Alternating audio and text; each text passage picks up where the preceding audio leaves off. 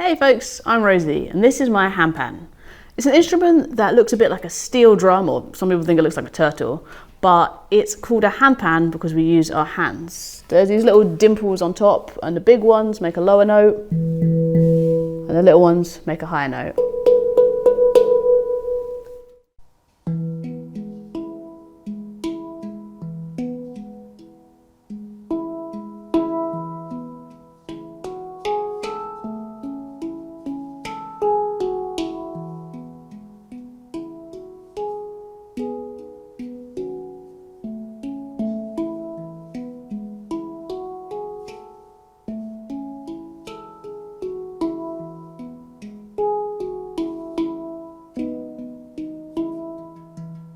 This piece is my arrangement of Bill Withers' Lean On Me.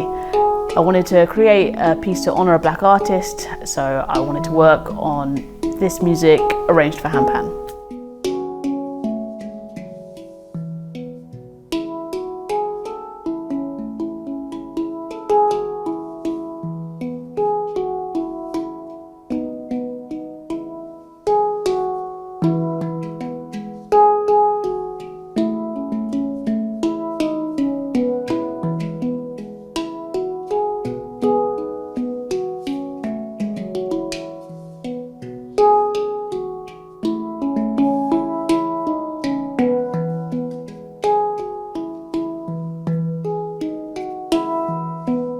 There was always music in my house growing up. My parents actually met singing in a choir, so they were always singing, playing bits of the piano. In terms of where it was from, it was super eclectic, really a cappella singing music, right through to a lot of Beatles. My mum liked a lot of Elvis.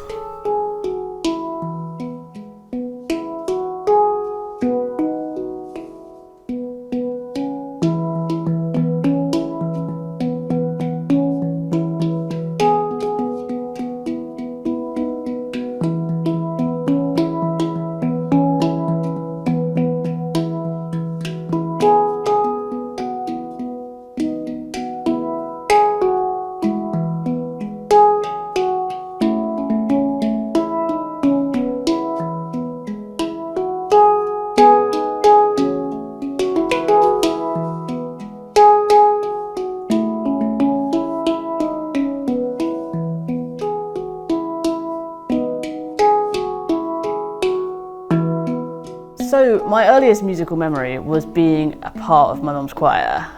When I was young, they'd have me running around giving out flyers and leaflets. But slowly, of course, I couldn't help singing along and joining in. So there was a whole choir of adults and me, apparently, on the edge, aged about 4, singing along as well.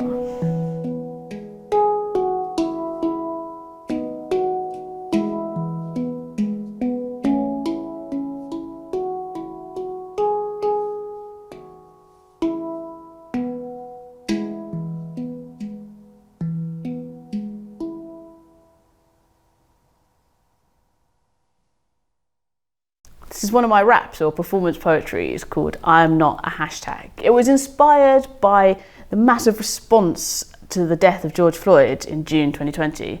I was amazed by how many people were posting things on their Facebooks and their Instagrams, people who hadn't been politically minded before. And on the one hand, I was really impressed, I really enjoyed that. But on the other hand, I was worried that it wasn't going to stay. I thought it was just going to be a quick movement, and I wanted it to be something that really embedded. So I wrote, I'm not just a hashtag. This is not just a hashtag. I'm not just a hashtag. I was black before you cared. It was lockdown life and sourdough madness. Hashtag follow my liberal sadness. You didn't care. It wasn't cool. I don't trust you, white folk, to stay interested. I don't trust you, white folk, to stay woke. Tweeting is fun when Instagram pings and the likes pour in, Facebook gives you the win, but it won't be hip soon to be no longer talking to white people about race, to leave white fragility and pride of place. You can't keep this up, you won't sustain this pace. I don't trust you, white folk, to stay woke. Prove me I'm wrong, I want this year to be different. Maybe 2020 is the year you're all gonna listen. I don't trust you, white folk, yet. You didn't know our suffering before, okay. Bore no witness to our trauma before, okay. That stuff doesn't happen over here, okay. You told yourself that, okay. you know better now. Because I'm still black, but today you care. So if you're listening, vow to change yourself and anyone you reach. Everything you learn is something you can teach. I want to trust you, white folk, I do. But you have to stay connected. Every day, every week, every year, this cause is our cause. And your anger, your thirst for change isn't a candle that flares and dies with shares. It's embers that seethe every day till you're filled with fire and you can't stay quiet. Make caring a habit when there's no death one to stoke you. Stay awake and listen when we tell you what we go through. Amplify black voices and care. Care about me. Care about this. Care about all of us. I want to trust you, white folk. I do. Don't leave me as your hashtag. I'm more than just a hashtag. This piece is my arrangement of Amazing Grace. So it's a well-known spiritual song. You might have sung it at school, but I wanted to put it onto the handpan, and I also wanted to put my own twist. So in the middle, there's a slightly more improv section where I'm not following the tune exactly, but I'm working around the chord structure before I come back to playing the tune at the end.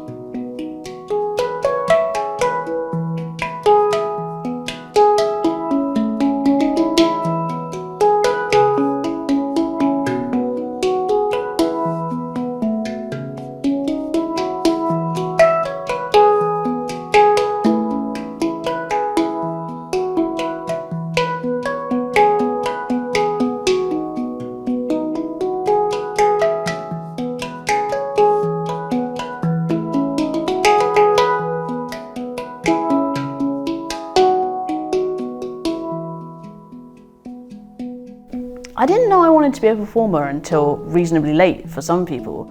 I knew I wanted to be in music from the age of about 14. Before that, I wanted to be a rocket scientist.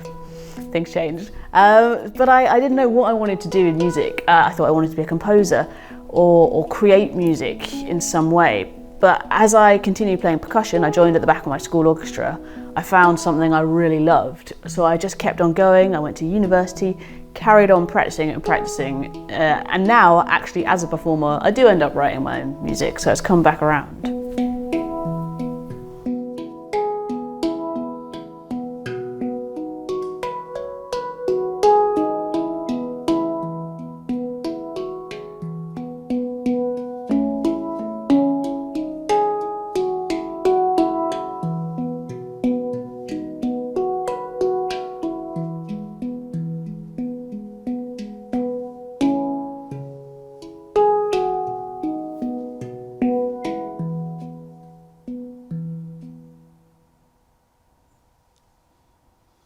This piece is called Moving On. It's about starting somewhere and ending somewhere completely different.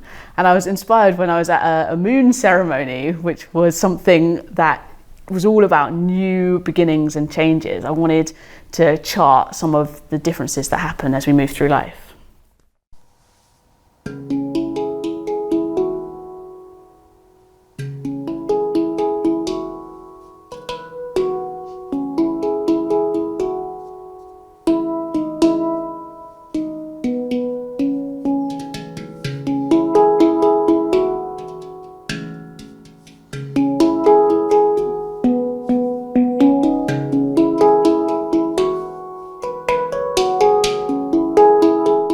For everyone would be sing. It doesn't matter if you play an instrument or not. If you're interested in music, sing, play on your body, play on the tables.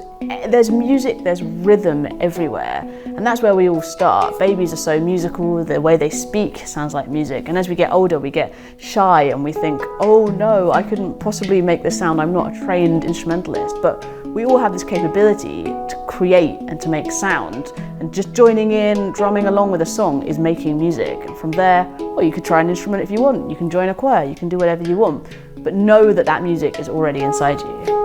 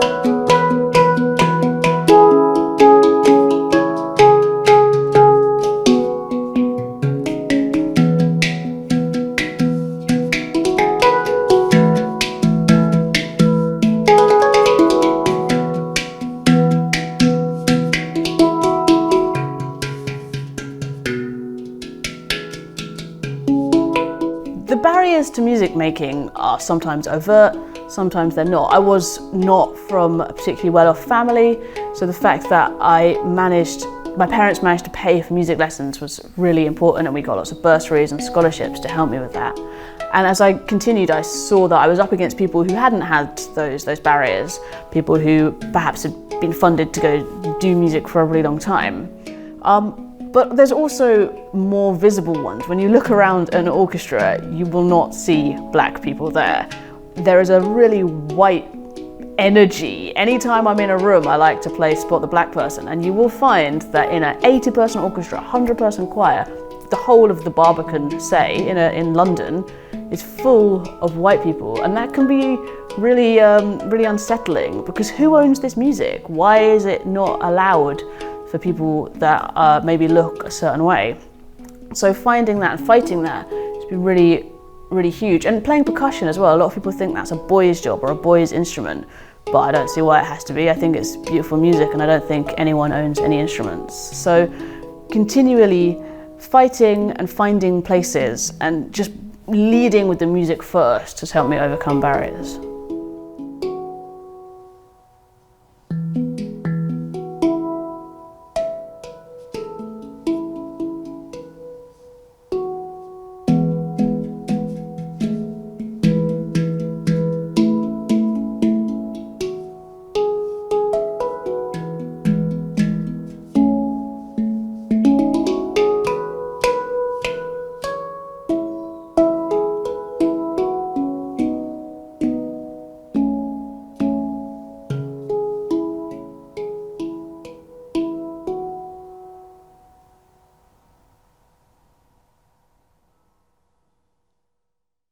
This is a rap, Nothing Isn't Enough. It's about people who aren't really overtly racist.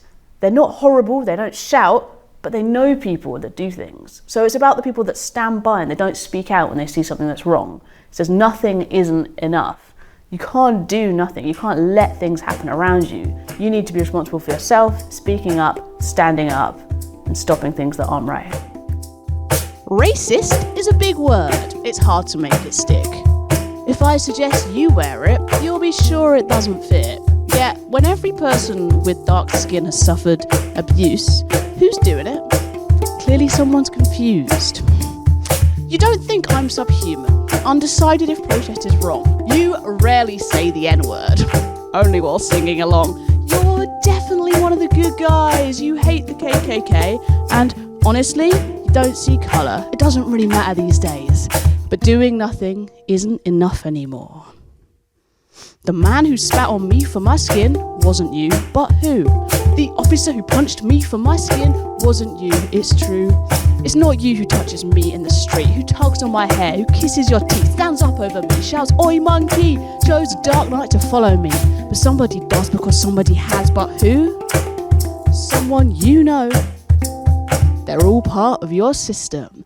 Just a link in a racist chain, keeping us enslaved. Doing nothing isn't enough anymore. The words that hurt know the mouths that scowl, the tongues that tut know the eyes that roll, the hands that shove know the fists that hit, hands that shove no fists that hit, and we all know the knees that kill. For years it's been deemed acceptable that those who die most are always my people. It's all connected. Doing nothing isn't enough anymore. So try something, one word you speak in defence of our fight. Ripples, spreads, builds power overnight. Just one utterance of mate, that's not on, and change has begun. People, not policy, push forward laws. Alter what you hear behind, change doors. It doesn't work, you're vague, be kind. Engage with your body and mind.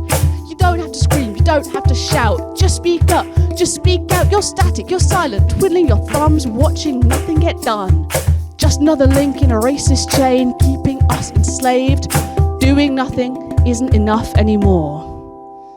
Our system's left unshaken if everything stays the same. Unless you actually fight for us, nothing will ever change. We need a critical mass of population shouting, "This is wrong!" I need to hear your voice. Join with me, sing my song. Alter policy, make action priority. Call out hypocrisy, acknowledge the colony. Self-assess, honestly, give genuine apologies, but hurtful ideology and inequality.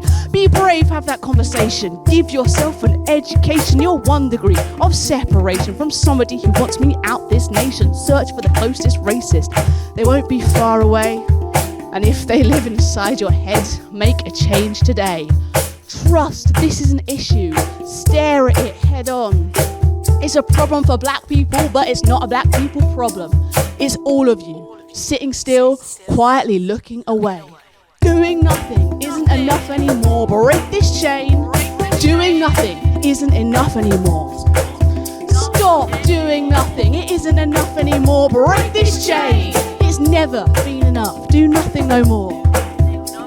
It's never been enough. Do nothing no more. This piece is called Counting Shapes. I'm changing the number of beats in it every single time that you hear it.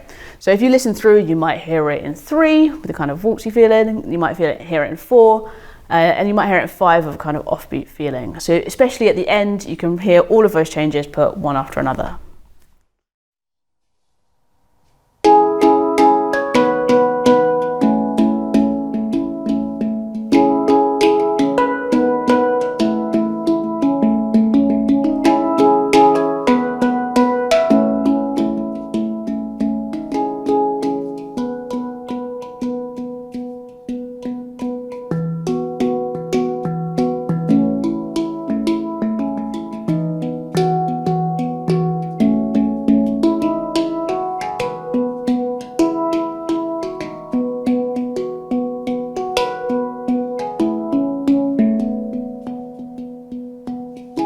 So rhythm is so intrinsic to everyone, and I've found that the music that I make and the art I make is so driven by rhythm. And whether you want to say that that's in my blood or it's in my culture or it's in my heart, that's something that's so at the core of everything I do.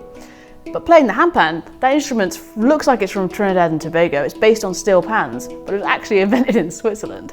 So there's a real meshing of worlds, and my identity as a mixed race person is always going to be there. I was classically trained at conservatoire, and yeah, I love playing djembes and hand percussion. So I'm always going to be a mix and a blend of different influences, which I love about myself, and I get to bring it into my art.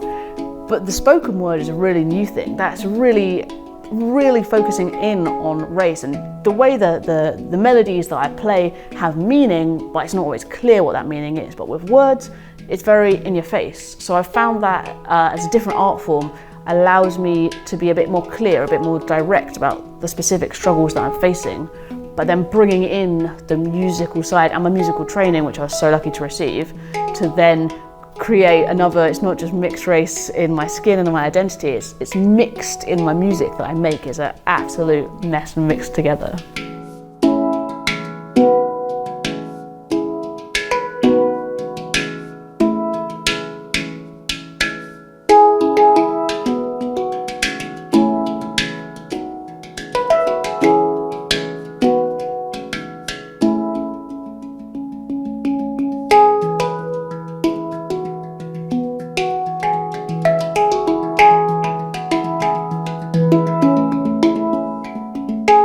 My artistic role models are the people that I'm around. I was so lucky to go on tour with a fantastic singer, really powerful mixed race woman, and I learned so much from watching her perform. Neneh Cherry is a real artist, and I got to watch her work for 2 years. I was standing next to her playing drums. And those powerful people who are around me, who are amazing. I learned so much about performing, I learned so much about music, but I learned so much about carrying myself as well, and the way that I move through the world. So seeing people who excel, who are confident and joyful with it, they're the people that really inspire me.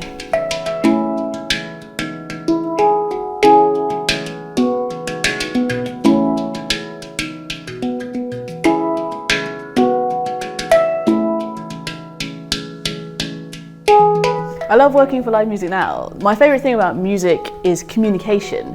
But sometimes when you're sat at the back of an orchestra looking over the heads of loads of people at an audience really far away, you don't always feel like you're connecting with the music that you're making or with your audience. But when you're in a room, a noisy school hall surrounded by people running around, touching your instrument, listening, there's an immediacy and a feedback that you just don't get in other settings. And I love that I get to combine workshop leading with bits of concert presenting through to, of course, the playing, which I really enjoy. And I like having such interactive audiences. Normally, you can lead people in singing and clapping and moving in a way that is really frowned upon in orchestras.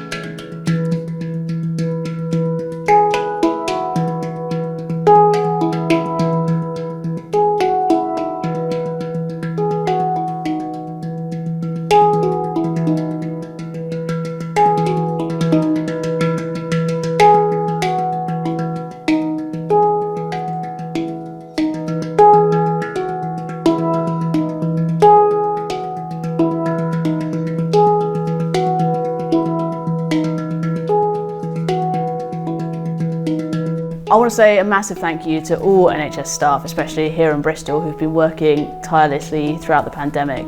I know what challenging circumstances that must have been, so I'm so pleased to bring some music and hopefully a little bit of a smile to people who've been working so hard. Thank you.